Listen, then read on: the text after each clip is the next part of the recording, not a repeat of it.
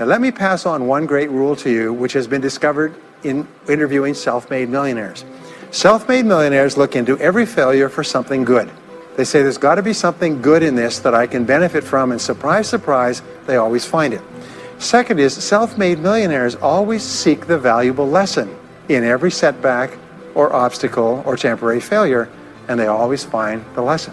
Now, what do failures do? Failures whine and cry and think about what they've lost and blame their problems on someone else. Successful people say, what can I learn from this that will make me smarter next time? And my promise to you, those who seek find, is that if you go looking for a valuable lesson in the biggest problem that you're facing today, you'll always find the lesson. Here's another possibility. Your biggest problem today could be the biggest gift that you have ever received, because it may contain within it the lesson that will make you successful. If you stop thinking about what happened and who's to blame, and you start looking for the gift within your problem, sometimes it can transform your life.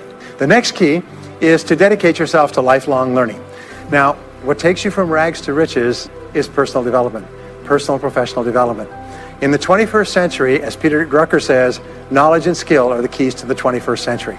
And the only thing that will be relevant, the only skill that will be relevant in the 21st century is the ability to learn new skills, because virtually everything you know is becoming obsolete at a rapid rate. Stephen Covey says that your current knowledge base has a half-life of 2 years, which means that half of everything you know will be irrelevant within 2 years. And 2 years from now, half more. So if you're not continually learning and upgrading your knowledge and skills, you're not staying in the same place. As Pat Riley says, the basketball coach says, if you're not getting better, you're getting worse.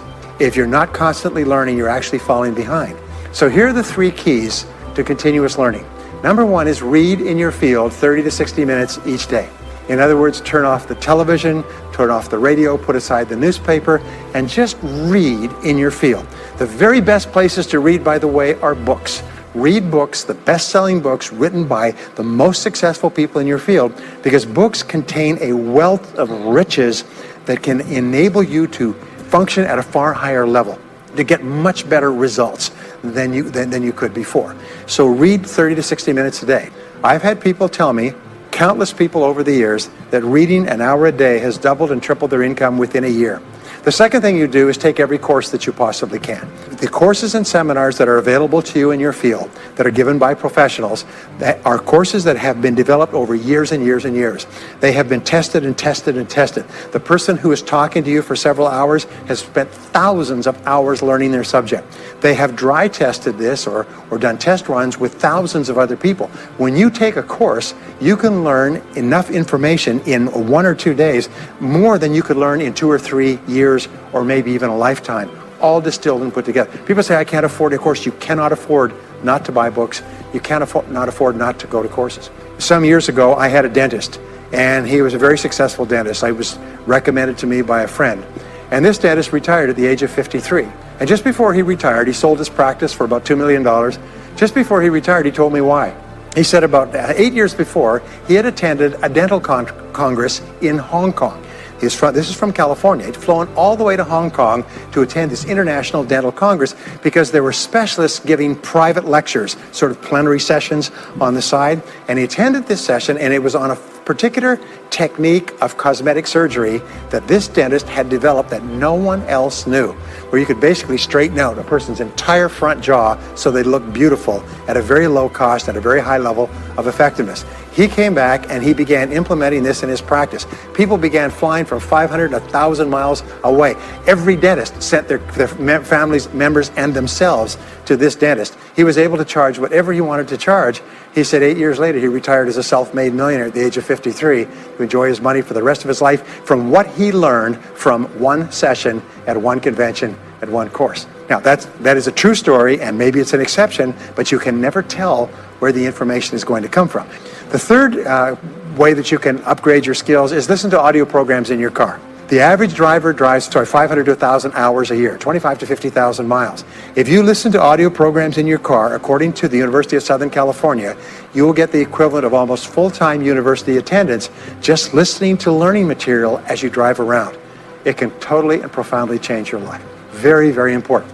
Here's an interesting point. The more you commit yourself to becoming the best person you can be, the more you like yourself and respect yourself, the more energy you have, the bigger goals you set for yourself, the more you persist.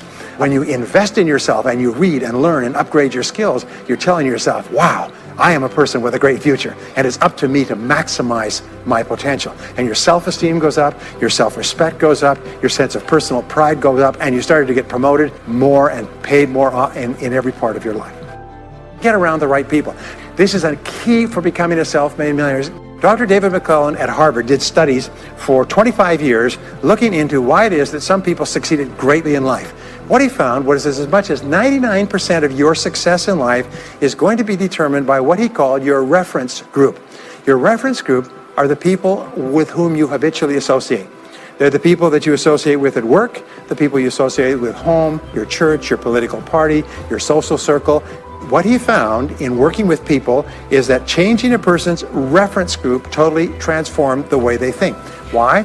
It's because we are like chameleons, and we absorb through the skin the attitudes, the opinions, the behaviors, the style of dress, the style of speech of the people with whom we associate most of the time.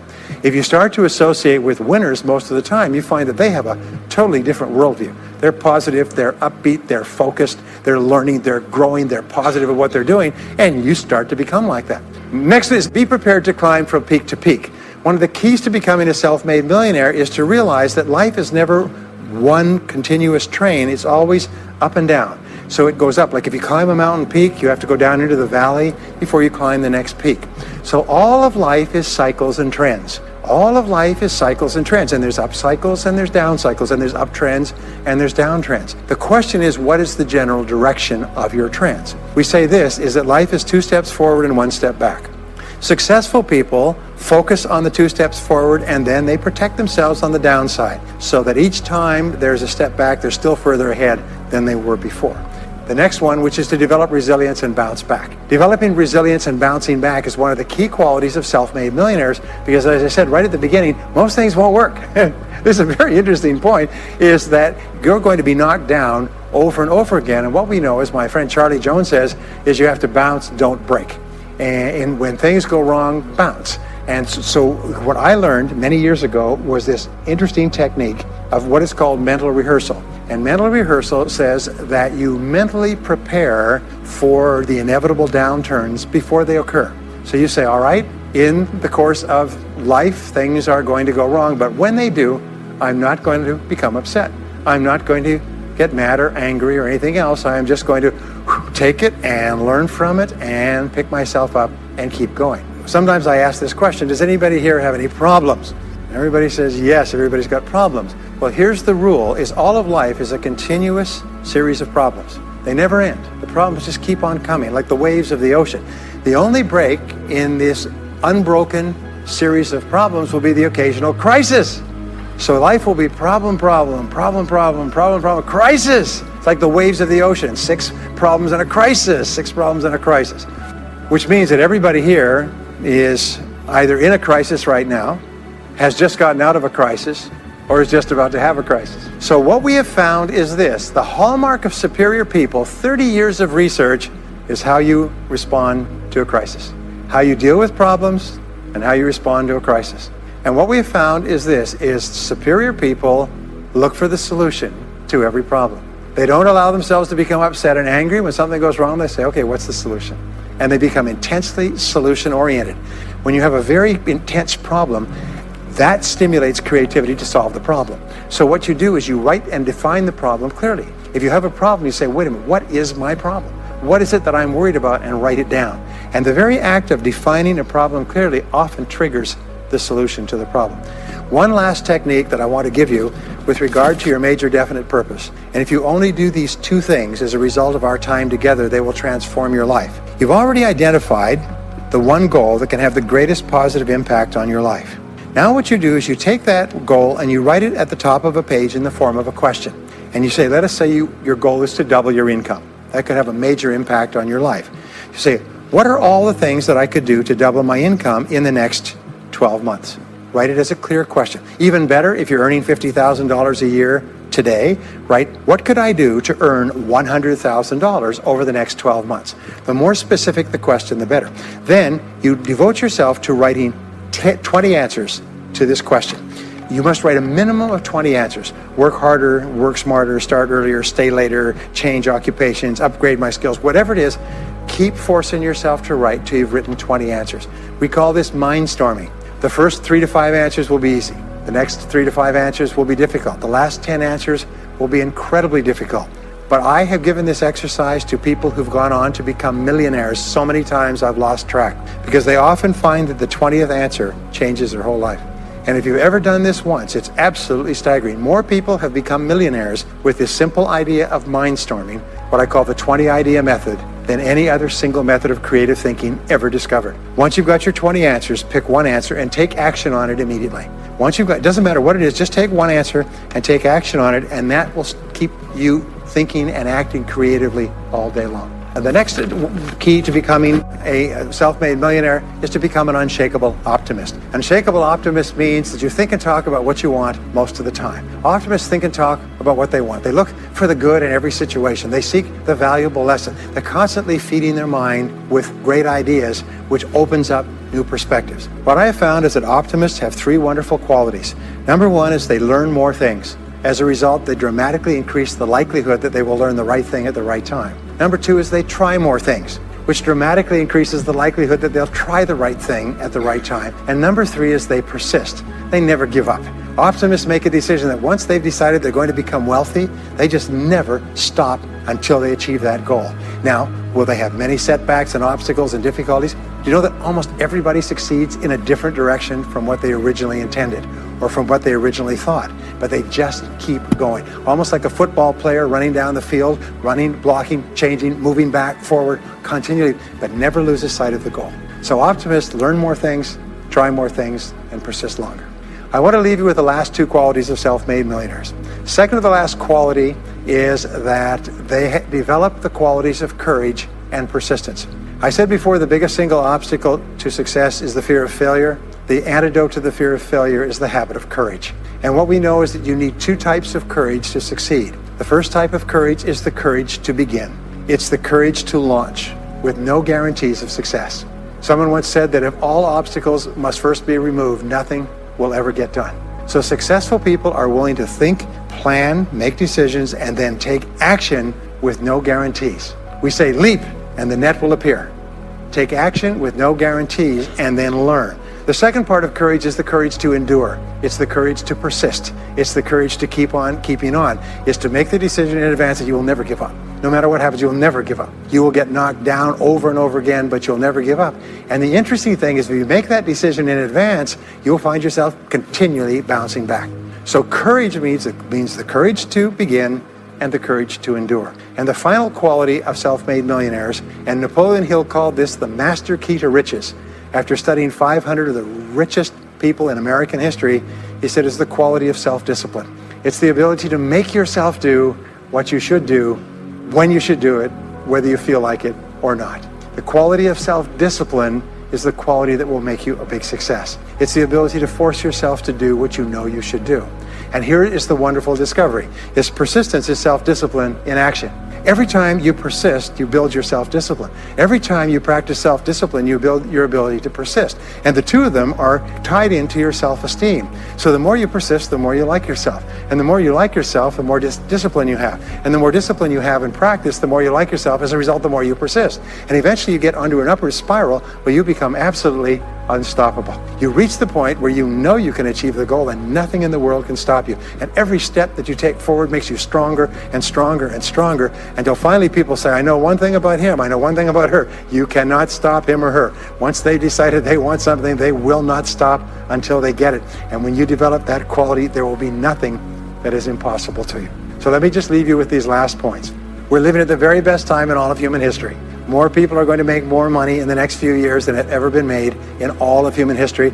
More people are going to become millionaires and are becoming millionaires today at a faster rate than we've ever thought possible. And no one is better than you and no one is smarter than you. And if you do what other self-made millionaires do, then nothing in the world can stop you from eventually getting the same results as other self-made millionaires.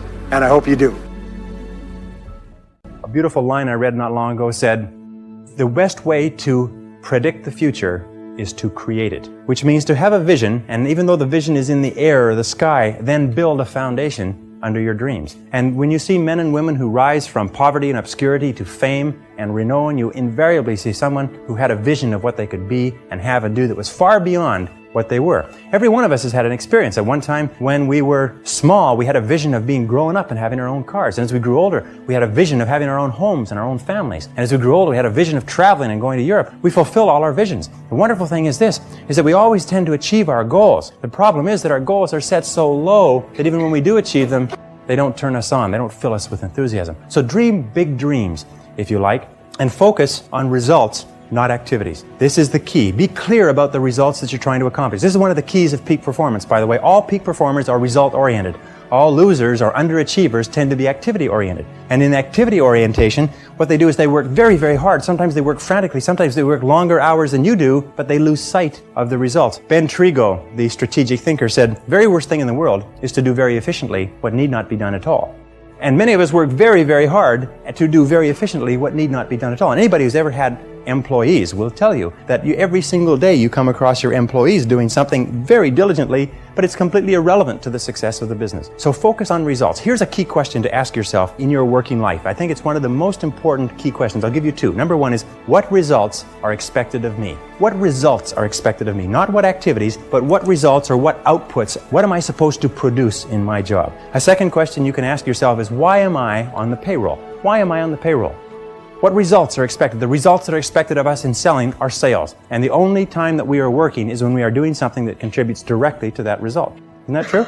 But of course, why do we do the other things? I've come to the conviction that the reason why we do the other things is because they are fun and easy rather than hard and necessary. I think the major reason why people fail in life, if I can pass this on, which wasn't part of this, but the major reason why people fail in life is because of the expediency factor. That we always do, and we always take the fastest and easiest route to get the things that we want. But the fastest and easiest route in life is almost always the route to failure. It's short-term gain for long-term pain. We do what is fun and easy today instead of what is hard and necessary, and then we have to do what is hard and necessary at the end of our life when it's too late. And you'll find that the willingness and the ability to discipline yourself, to be clear about what it is you want, to be clear where you're going, to be clear about the results that you're expected to accomplish, and then to only work on those results. The ability to discipline yourself to do that is absolutely critical for success. It is not possible to conceive of a person being successful who is not capable of disciplining themselves to do what is hard and what is necessary rather than what is fun and easy. And especially when it comes to managing your time, when it comes to looking at what you should do on a day-to-day basis, focus on results, not activities. Now let me give you a method which has helped me. Write out your goals. All goals have to be in writing, by the way. If you don't have your goals in writing, then they're not really goals at all. They're merely wishes. And as they say, a wish is merely a goal without any energy behind it. Have your goals in writing. Write them out very specifically and clearly, and then do this. Every single morning, rewrite your major goals in the first person singular as though they already existed. Rewrite your major goals every single morning. Now, this should take you about 2 to 4 minutes, maybe 5. You can do it all in a paragraph. For instance, if your goal is to earn $50,000 a year, every single morning write, I earn $50,000 a year. If your goal is to be excellent in real estate, say, I am an excellent salesperson in my field. If your goal is to weigh a certain number of pounds, if your goal is to enjoy a certain kind of life, write down your major goals in the first person singular as though they already existed today every single morning. And then every single evening, take about 5-10 minutes, instead of watching television, just before you turn on the television, say, wait a second, I've got to review my progress. And sit down and review what you've done in the course of the day. And say, what have I done right today? What have I done right that's moved me toward my goals? And second question is, what would I do differently if I had today to do over again? Those 4 steps, by the way, writing and rewriting your goal each morning, reviewing them in the evening, and asking yourself those 2 questions. What did I do right? What did I do that moved me toward my goals today? And what would I do differently if I had the day to live over? If you'll ask yourself those 2 questions, in the next 30 days, you'll accomplish more than you accomplished in the last 6 months. This is the most incredible method I've ever seen. I learned it some years ago. Just rewrite your goals every morning. The only problem with goals is that we don't set enough of them and we don't set them highly enough. You can have anything you want. Imagine you could have anything that you want, anything that you can hold in your mind on a continuing basis, you can have. Anything that you are crystal clear about wanting and are willing to pay the price to get, you can have. So clarity is the key. Be clear about what you want. Be clear about what you have to do to get it. Be clear about your vision. Be clear, speak, walk, talk, and act with clarity. And that's the final point with regard to clarity. I have seen many men and women who have tripped themselves up by being beaters around the bushers, if you like. They are very careful about whatever they say, and by the time they say it, people have gone home for lunch. And one of the keys to success is to be very straight and to be very clear, be very precise. Interesting, one of the reasons why people do not speak to the point is for fear of offending others. Isn't that true? For fear of offending others. Interesting study they did last year. They asked a great number of executives, male and female. They said, if you had to tell a person something unfortunate with regard to their career that was going to affect their lives, and this is something that you've known for a long time, how would you go about breaking the news to them? And each of the person described the strategy they would take. They would set up the timing right. They would start off with a talking about subjects that they had in common. They would close the door and keep out the noise. Anyways, they went around and around, and they're all circuitous routes of how they would get to the point. And then they reversed the question. They said, how would you like to be informed of this same subject? And every single one of them said, I'd like to be informed in a straightforward way. I'd like somebody to tell me straight the news. You see, all of us want to be dealt with in a straightforward way because we know we can take whatever it is. But we think that everybody else is too fragile. So what we do is we pussyfoot and tippy-toe around and avoid giving them the news, and we finally do get the news to them. Sometimes causes more problems than is necessary. So be straightforward, be clear in your language, be clear in your actions. Let people know exactly where you stand, and let people know exactly what you've said and what you mean. Very, very important. And it takes practice, by the way. Every single one of these habit patterns, every single one of these qualities has to be learned by practice. And I sat down and looked at this whole concept of excellence, and I saw something that I hadn't noticed. It's almost like something brought to the surface of your mind. I noticed that every single man or woman that I had studied who had achieved any kind of success in any field whatsoever had done it after they had made a commitment to becoming excellent in that field. And I began to look, and I began to compare, and I began to talk to people, and I speak to thousands of people virtually every month. I found that I never found a single person who was successful who was not excellent at what they did. That competence, the commitment to becoming excellent in your chosen field, is an indispensable prerequisite for success. That if you are not good at what you do, you haven't got a chance in our competitive society unless you win the lottery. That success is predictable. If you commit yourself to becoming excellent, it does a whole lot of other things within your mind, but if you commit yourself to becoming excellent, it changes everything about you. And only the top 5 or 10% are excellent. You've heard the rule, the 80-20 rule, the Pareto principle, that the top 20% of salespeople make 80% of the sales, that the bottom 80% of salespeople make 20% of the sales. Do you know what the difference is, the ratio is there? The ratio is the difference between 16 to 1. That the average income of people in the top 20% is 16 times the average income of the people in the bottom 80%. Now, let me ask you a question. Does it mean the people in the top 20% are 16 times better than the people in the bottom 80%? 16 times more experience? Do they work 16 times the number of hours? Do they have 16 times the number of years of education? Are they 16 times more handsome? Are they 16 times anything? But 20% of these people are making 16 times the average of the rest. Prudential Insurance Company did a study some years ago, and they put the thousands of agents that they have throughout the United States into their computers and compared their income, and it came out the 80-20 rule worked. 20% of the salespeople were doing 80% of the business. Well, they had all the data on the computer, so they ran it through one more time. They said, what's the average income of the top 20% of the top 20% compared to the bottom 80%? Now, for those mathematicians among you, that works out to the top 4%. What was the average income? They found the top 4% were earning on average 32 times the average of the people in the bottom 80%. So they said, this is interesting, and they ran it through one more time. They found that the top 20% of the top 20% of the top 20%, which is the top 0.8%, that's good, top 0.8% were earning on average 54 times the average of the people in the bottom 80%. What they found is that in every state and in every major city where they had an office with a large number of agents working out of it, there was one agent who was selling the same product at the same price to the same people with the same competition under the same circumstances, under the same set of difficulties in the economy, who was earning 50 times the amount of the average adult. That there were 50 agents in the office and one person was earning more than all of them put together. Isn't that amazing? And one of the things they found is that the key to this was that each one of these agents had made the commitment to become excellent early in their career. They didn't say, I'm going to go into this and I'm going to earn a living. They said, I'm going to go into this and I'm going to be the best. You must commit yourself to excellence. You must commit yourself to becoming the best. And the wonderful thing is that excellence is a journey. It's not a destination. You never get there. Complacency and satisfaction are the key enemies of excellence. But once you commit yourself to becoming excellent, the whole world opens up for you. A very important point of excellence is just means simply this: do your best every time out and always strive to do it better. Do your best every time out and always strive to do it better. Remember, it's usually the last 5 or 10% of any job or project that makes all the difference. And what we do is we get to 90% done, and then we start to drag our heels. We start to put the paperwork aside. We start to think of excuses. We start to do what is fun and easy rather than what is hard and necessary. And if you're going to do anything at all, the only time you're going to get any joy out of it is if you do it well. You see, when we do something well, It gives us a feeling of self-esteem and pride. We feel like a winner. But if we do things in an average way, it doesn't give us anything. You notice that? It doesn't give us anything. We do it in an average way, it doesn't give us anything. But if we do it in a really exceptional way, it makes us feel wonderful about ourselves. You see, you don't have to be a quantum leap different from somebody else. You just have to be a little tiny bit different in the critical areas that make a difference. And you can achieve that simply by making it a goal, setting it as a goal, and working on it. You can become anything that you want to become. The harder you work, the better you get. The harder you work, the better you get. You know, in our society, there's a lot of controversy over why should I work so hard for my job. The fact of the matter is that less than 5% really succeed. That's less than 5% of the population really succeed at life. Of 100 people working today, only 1 will be wealthy when they retire. 4 will be financially independent. 15 will have some savings. 80% will be broke and dependent upon charities and pensions. Only 1 or 2% of people in each generation really makes it in life. And in every single study, those people who make it are those who work hard, hard, hard.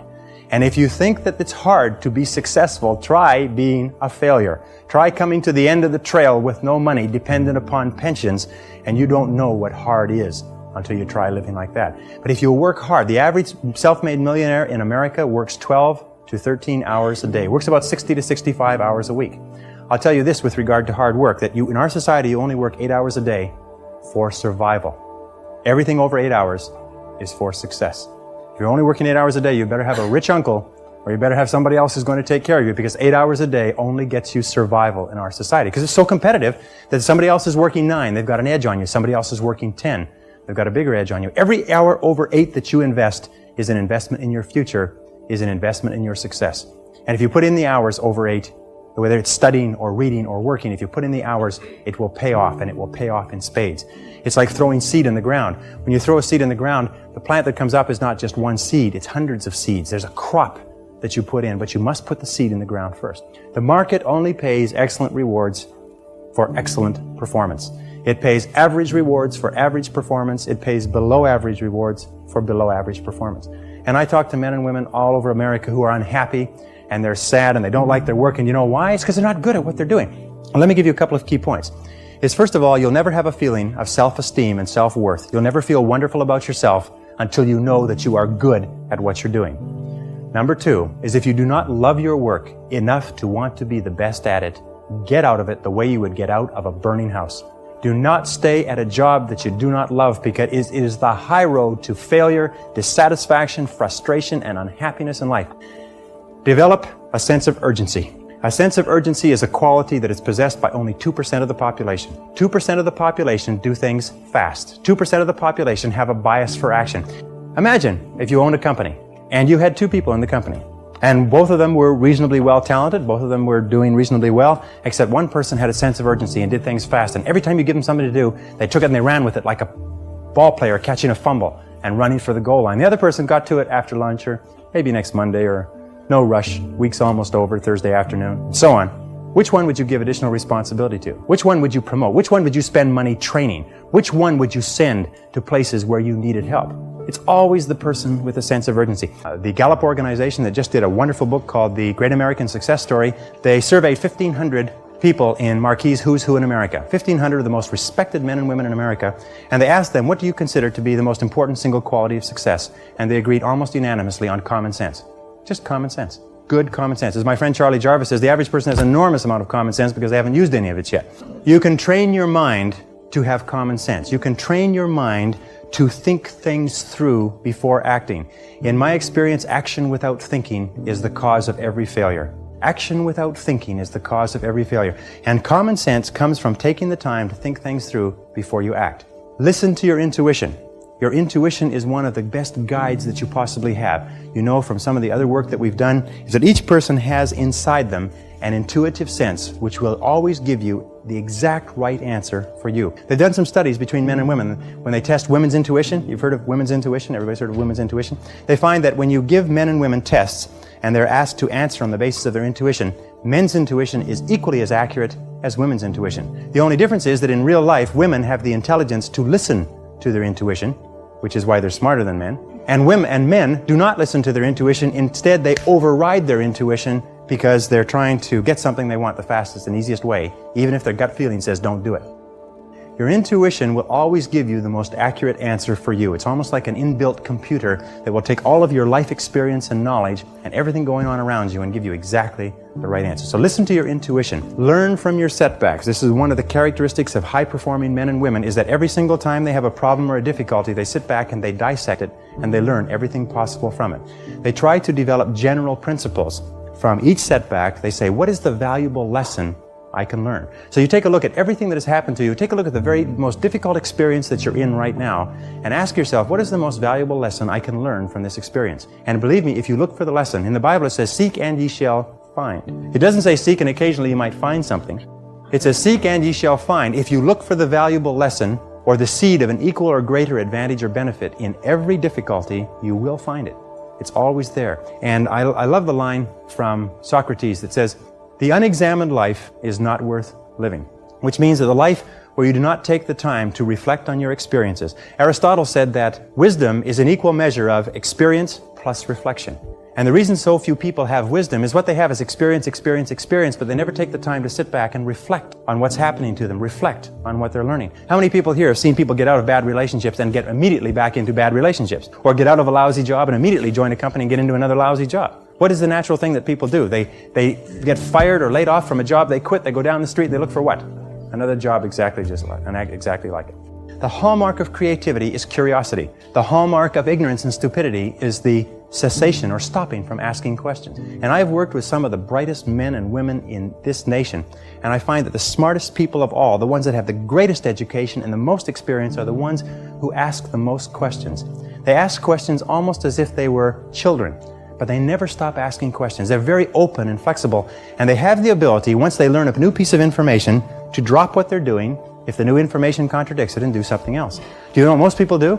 Most people keep on doing what they're doing until they run into a wall. As they say, the more you do of what you're doing, the more you'll get of what you've got. Someone pointed out to me not long ago, and I think it's very true, is that all changes in our life come with the input of new information. That if we do not have new information, we keep on doing the same thing forever as the result of inertia. And creative people are always looking for faster, better, easier, cheaper, newer ways to do things. Remember, 80% of everything that we are doing today in our general business will be different 5 years from now. 80% of the products that we use, the food that we eat, the cars we drive, the music we listen to, the movies we go to, even the streets we drive on, 80% of everything will be new in 5 years. That's how rapidly things are changing. According to the research, all you need is an idea that's 10% new to start a fortune.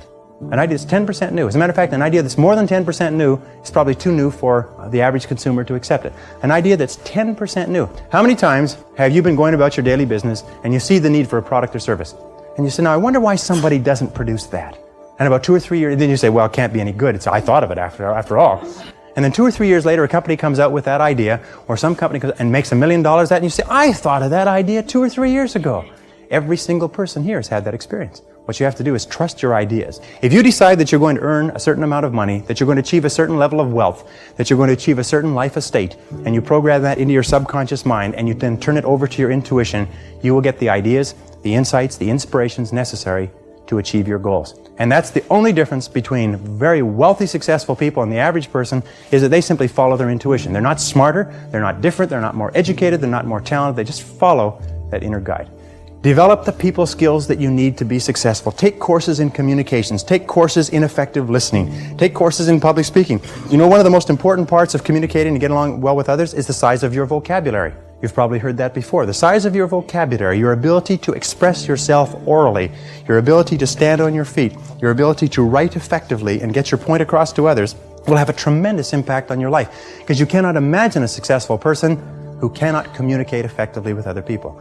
And you can develop the capacity to be an excellent communicator. If you were to learn one new word a day, if you were to make an effort by carrying a dictionary around, I have taught myself French, Spanish, German, and smatterings of about 10 other languages. And the way I taught myself that was I learned the basic vocabulary, I studied it, learned the basic vocabulary, and I carried a dictionary around with me. And every time I saw a word I didn't know, I looked it up in the dictionary. And within a very short period of time, I could eat, live, walk, talk, and speak fluently in those 3 societies. And I've traveled all over the world in those 3 languages. The Carnegie Institute of Technology did a study about 10 years ago now, and they studied 10,000 men and women who were let go from their companies. And they found that 95% of the people who were let go from their companies were let go because of their inability to get along with others. This is caused by low self-esteem more than anything else. In my estimation, those of you who know that low self-esteem, more than anything else, causes our personality problems. Not liking ourselves, not accepting ourselves, feeling inferior inside causes us to lash out at other people. And the wonderful thing is that if you're clear about your goals and you're committed to becoming excellent and you concentrate single-mindedly on what is important to you, you have a tendency to like yourself more. Your self-esteem goes up. Your ability to get along with other people goes up. But if you have no goals and you're not very good at what you do and you're just doing whatever comes to hand, then your self-esteem goes down. Becoming a self-made millionaire is not the important thing. What is really important is the person you have to become a self-made millionaire.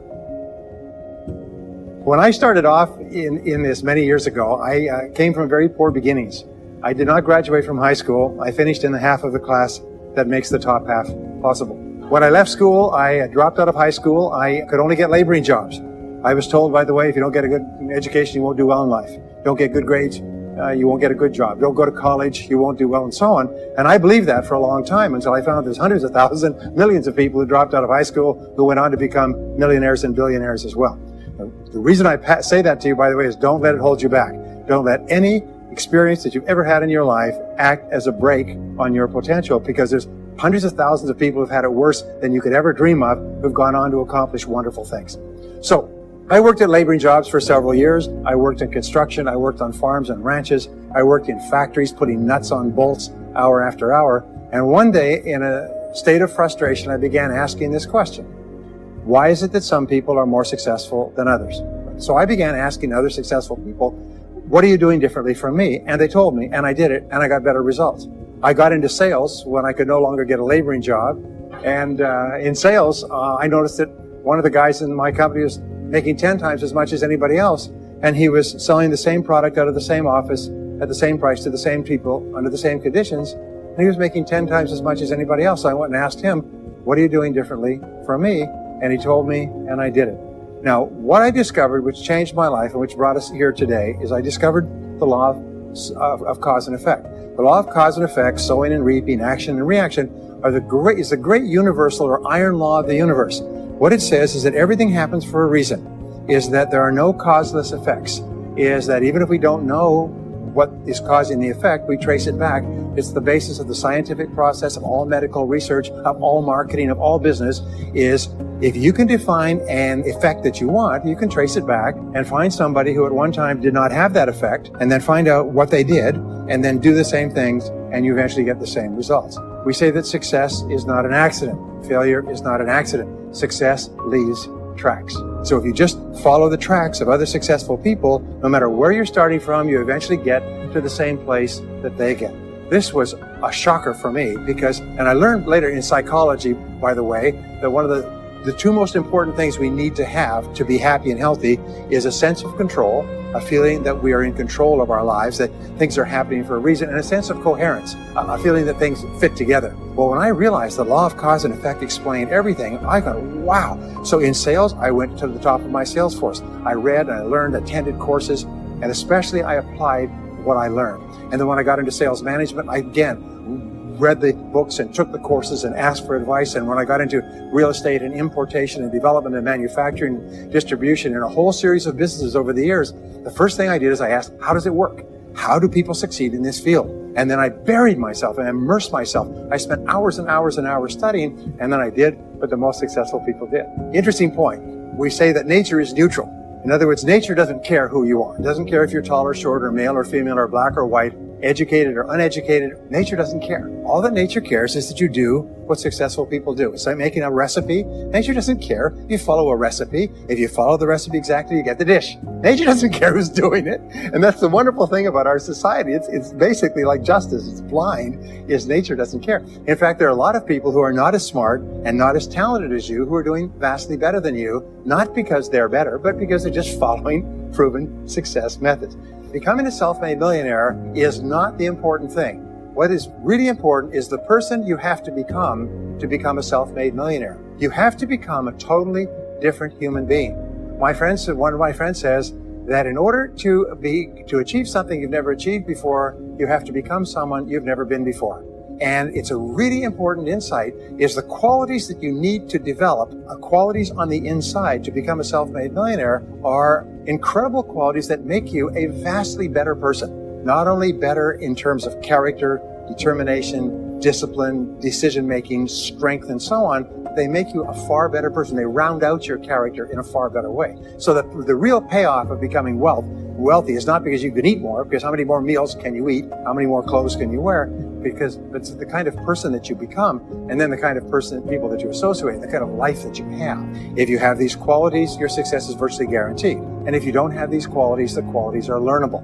Point number one is that all business or sales skills are learnable. All financial skills are learnable. If you can drive a car, you can learn any skill. If you can drive a car, you can learn the skill. Now, number two is you're probably only one skill away from doubling your income right now. You're probably only one skill away from setting yourself on the road to becoming a self-made millionaire. That turns out to be the case for almost everyone. It's a learnable skill.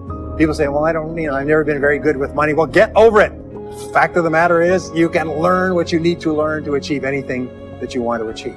So, the success secrets of self-made millionaires. Give yourself a score of 1 to 10, and if you are weak on one of these, it can be enough to hold you back. If you're strong on all of these, then there's no limit to what you can accomplish. The first is to dream big dreams. Dream big dreams. Practice what is called back from the future thinking and project forward. Develop a vision of yourself as happy, healthy, wealthy, thin. Practice what top people practice, which is what is called idealization. You project forward several years and you imagine that your life is perfect in every way. Imagine that you have no limitations. Imagine that you have all the time and all the money and all the friends and all the contacts and all the education, all the experience, and that you could be or have or do anything you want in life. If you could, what would it be? If your life were perfect in 5 years, what would it look like? How much would you be earning? How much would you be worth? What kind of a family life would you have? What kind of health would you have? What kind of car would you be driving? What would your life be like if you could wave a magic wand and make it perfect in every way? Now, what we have found is this is the starting point of great riches, and it's the starting point of great success in life, is for you to have a dream or a vision of a wonderful future. Number two is to do what you love to do. Whenever you find people who are really successful in life, they're people who do what they love to do. They love their work. The great rule for success in life is to find something that you love to do and then find a way to make a living doing it. Now, when you find what you love to do, it'll be something that gives you energy, it motivates you, it enthuses you. It's probably something that you were meant to do from the time you were born. And when you ask self-made millionaires, what sort of work do you do? They'll often say, I've never worked a day in my life. I just do what I like to do. Number three is commit to excellence. Now, this is really, really important, and I had a hard time with this as a young man because I was never good at anything. I was never picked for any team, and if I was picked, I was the first person cut. I got lousy grades in every class. I got fired from multiple jobs. I even got fired from a job pumping gas once. I got fired, I went from job to job, and then I discovered that all people who are successful are excellent at what they do. You know the old question they asked Willie Sutton, the bank robber, why do you rob banks? He said, that's where the money is. Well, being in the top 10% is where the money is. So what you have to do is you have to pay any price and make any sacrifice to get into the top 10% in your field. Now, here's the good news. If you're doing what you love to do, you will want to be in the top 10% in your field. If you don't want to be excellent at what you're doing, it means you're in the wrong field. It just means that you're marking time, you're treading water. And there's a lot of people who are in their field and they do their job and, they go home at night, they don't think about their work and so on. And this kind of an attitude means that you have no future. You have a very shaky present. That crackling sound you hear is the ice breaking under your feet, okay? And you have no future, because if you're not doing what you love to do and throwing your whole heart into it, you're just marking time. But everybody is designed so that there is something that you love to do that you can do well. And the fact that you love it means that you probably have the ability to excel at it. So make this decision to get into the top 10%. Let me tell you what changed my life. Here I was struggling in my late 20s, and I learned this. It was a breakthrough thought, is that everybody's in the top 10% started in the bottom 10%. Everybody who's doing well was once doing poorly. Everybody who is at the top of your field today was once not even in your field at all and didn't even know it existed. What that means is that if you're willing to pay the price and work hard and make the sacrifices, you can get into the top 10%. Now, how long does it take? It doesn't take a week or a month. Most people are really impatient. And to achieve mastery in your field takes 5 to 7 years. People say 5 to 7 years. Geez, I'll be 5 to 7 years older before I start enjoying the big rewards. Well, how much older will you be in 5 to 7 years? Anyway, Now here's an important point. Are you ready? The time is going to pass anyway. The time is going to pass. 5 to 7 years from now, 5 to 7 years will have passed. The only question is, are you going to be at the top of your field, or you're still going to be down there with the mediocre 80%? And the wonderful thing is this is nobody's better than you and nobody's smarter than you. If anybody else is at the top of their field, it means that you can be at the top of your field. Just go to them and find out how they got there, because they started at the bottom. Now, it may take longer for some people and less for others, but everybody who puts one foot in front of the other and keeps moving eventually gets it. And that's where all the rewards are. Not only that, that's where all the joy in life is. When you're really good at what you do, you feel wonderful about yourself. You're respected and esteemed by everybody around you. You can write your own ticket. You can open any door when you're good at what you do. Because you get up in the morning and you know you're good. And that is more important than the rewards that go with it. The next key is to develop your unique talents and abilities. Every single person is designed from infancy with special talents and abilities that if you develop them to their height can enable you to accomplish anything you want in life. Everyone is genetically structured to be able to do something superbly, to do something they enjoy, to do it well, and to get great satisfaction from it. Peter Drucker often asks the question, what are you good at? What are you good at today? What should you be good at? What could you be good at? What will you be good at? And so one of the questions that we ask is, looking back in your life, what has been most responsible for your success up to now? What has been most responsible in the past? What is it that you have done that has gotten you the best results? Because as we said before, success leaves tracks. And if you look back into your past, you'll often find indicators that guide you to your future. The next key to becoming a self-made millionaire is to see yourself as self-employed. What we found is the top 3% of adults in our society see themselves as self-employed. They see themselves as in charge of their own lives. When I started off my career as a young man, I was 21 years old, working as a construction laborer, living in a one-bedroom apartment, broke, taking buses 2 hours every morning to get to work and buses 2 hours to get back. I still remember that, and I still remember a light going off one evening. I was sitting there in my little apartment, in my little kitchen alcove, and I suddenly realized that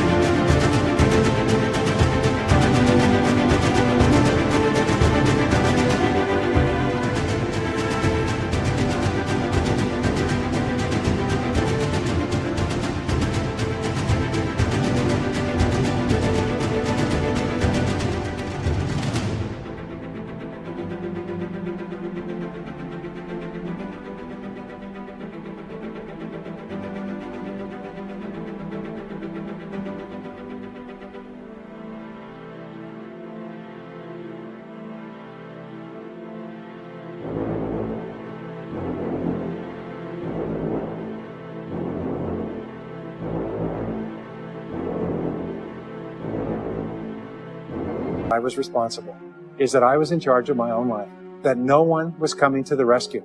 And it was one of the great turning points in my life. So what you find is that all exceptional people are highly responsible people. They look upon themselves as self-employed. Sometimes I'll ask an audience, I'll say, how many people here are self-employed? And some people will raise their hand and some won't. I'll say, now what's the true answer to this question? And the true answer is that everyone is self-employed. The biggest mistake you could ever make is to ever think you work for anyone else but yourself. Even if someone else signs your paycheck for you all your life, the most valuable people in any organization are the people who treat the company as though it belongs to them. They see everything that happens as affecting them personally. They're not the 9-to-5ers, the no-hopers that say, I go to work, when I'm not at work, I don't think about my work. These people, somebody has told them that's a clever way to think. It's the way losers think. Winners think about their company, and when they're not there, they think about how they can do it better. When something happens in their company, they take it personally because they see themselves as highly responsible. As a result, they're paid more, they're given more educational opportunities, they're promoted faster, and these are the people that eventually, like cream, rise to the top of every organization and every industry, the top 3%. The next key to becoming a self-made millionaire is to develop a clear sense of direction. Developing a clear sense of direction means that you need to become intensely goal-oriented. We find that all successful people are goal-oriented. There's an old saying, you can't hit a target that you can't see. You've got to know what you want in every area of your life. Some years ago, I worked with the Hunt Oil Company in Texas. The Hunt Oil Company was founded by H.L. Hunt, who became the wealthiest self-made multi-billionaire in the world. At his peak, he owned 200 companies and had a royalty income of $3 million a day. Most phenomenal man, by the way. And he was interviewed by a friend of mine on television before he died in the early 70s. And he was asked, what are the secrets to success? He said, the keys to success have only been two through all my life, and I will tell you what they are. He said, number one, he said, decide exactly what it is you want and write it down and make a plan to achieve it. And number two is determine the price you're going to have to pay to get it and then resolve to pay that price. Now, where the law of sowing and reaping cause and effect, I learned an additional point to that. I learned that your current life today is the result of the price you've sown up to now. Is whatever you've put in, you get out. So whatever you're getting out today is a result of what you've put in. If you don't like what you're getting out, what you have to do is you have to put in something different. What I found is that life is always just in the long run. So therefore, life says this, is there's a price you have to pay, and there's two qualities. First of all, you have to pay the price in full for your success of study, preparation, hard work, and so on. And second of all, you have to pay the price in advance. You don't get it afterwards. The way the world works is first you put in what you need to put in, and then you get out the rewards. So you have to ask yourself, what is the price that you have to pay to achieve the success that you desire? And you have to write it down and make a plan and work on it every day. Next is refuse to consider the possibility of failure. It's the most amazing darn thing is that the fear of failure is the greatest single obstacle to success in adult life. And it's not failure itself, because each one of you is a professional failure. Each one of you has failed over and over and over again. Isn't that true? All of us fail. All human beings fail over and over. 9 out of 10 things that we try don't work out the way we expected. We have failures in relationships and in jobs and in careers and investments and everything. It's not the failure that holds you back. The failure makes you smarter. We say that it is the fear of failure, not failure, that holds you back.